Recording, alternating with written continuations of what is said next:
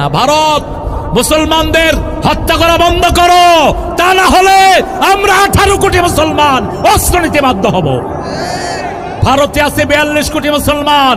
মোদির বাচ্চা মোদি, ধারণা করিস না ভারতের মুসলমান একা। প্রত্যেক মুসলমানের সাথে আল্লাহ রাব্বুল আলামিন হাজার হাজার ফেরেশতা দান করেছেন, ঠিক কিনা?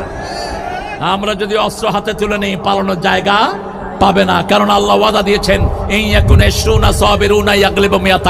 তোমাদের মধ্যে যদি 20 জন ধৈর্যশীল হও, আমি 200 কাফের উপর বিজয় দান করে দেব। এখনো হত্যা বন্ধ করো, জেনোসাইড বন্ধ করো। অচিরেই ফিলিস্তিন আসবে মুসলমানদের হাতে। ইহুদির বাচ্চাদেরকে কচু কাটা করা হবে সারা পৃথিবীতে। তোমরা কি মনে করেছো আমরা হত্যা ভুলে গেছি? আমার আল্লাহ বলছেন, হাদ্দিল মুমিনিনা লিল কিতাল, মুমিনদেরকে উৎসাহিত করো হত্যার ব্যাপারে। ওয়াকাতিলুহুম হাত্তা লা তাকুনা ফিতনা ওয়া ইয়াকুনা আদ-দীনু কুল্লুহু লিল্লাহ।